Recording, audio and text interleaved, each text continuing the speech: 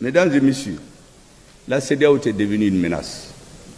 Vous savez que lorsque nous avons décidé ensemble de quitter, mais nous avions des informations plus ou moins précises, qu'on voulait attaquer le Niger, sous le couvert de la CEDEAO, c'est des forces des pays extra-africains qui ont vu utiliser la CEDEAO comme un cheval de Troie pour renverser un régime dans un pays de l'AES. Mais nous avions compris très bien. Les balabas dans cette affaire-là, c'est les Maliens. Quand on va finir avec les balas là, si le Niger tombait, le tour c'est le Burkina. Après, ils vont se concentrer sur le Mali. Mais ce qu'ils ont oublié, les époques ont changé.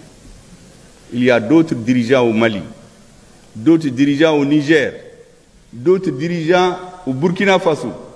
Et nous avons fait, contre l'attente de tous ces messieurs-là, une alliance militaire où nous avons été clairs. Je l'ai répété plusieurs fois. Nous n'accepterons pas qu'on touche au cheveu d'un de nos partenaires. Et aujourd'hui, nos peuples sont liés par le destin. Nous devons tout faire pour rester ensemble. Nous avons d'ailleurs pas le choix en ce qui concerne les dirigeants. Les peuples sont déjà en avance. Mesdames et messieurs, c'est face à cette situation que le capitaine Ibrahim Traoré du Burkina Faso, le colonel Assimi Goïta du Mali, le général Abdourahmane Tchani ont respectivement intervenu le 16 janvier. Ce qu'on aura constaté, c'est le fil conducteur. On aura vu des hommes de terrain. Ils ne sont pas venus faire de la théorie. Tous des hommes de terrain.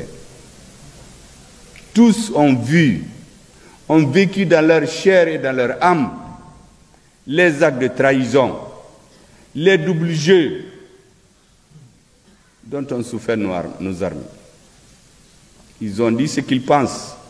Il appartient aux intellectuels de nos pays, à la jeunesse, aux universitaires, aux politiques, de théoriser ce qu'ils ont dit. Parce que comme je vous ai dit, la pratique sans la théorie, elle est aveugle. Et la théorie sans la pratique, elle ne vaut pas grand-chose. Pour l'intérêt des peuples africains, il nous faut conceptualiser ce qui est en train de se faire. Ils nous ont montré le chemin. Il appartient aux universitaires, aux intellectuels, aux hommes d'affaires, à vous, la société civile, aux politiques, d'avoir un fil conducteur. Nous ne voulons plus jamais que quelqu'un vienne.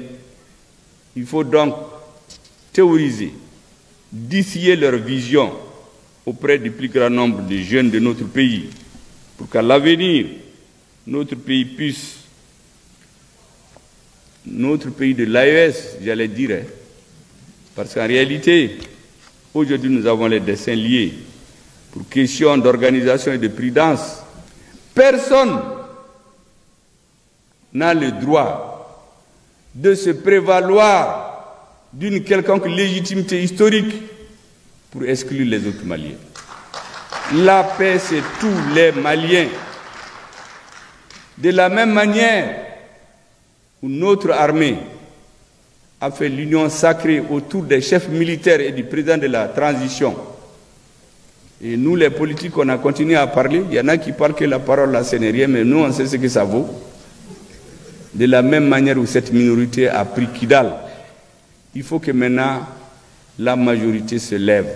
Wati sera que tous les Maliens se lèvent dans un sursaut national, créer une union sacrée autour des nouvelles orientations de la transition.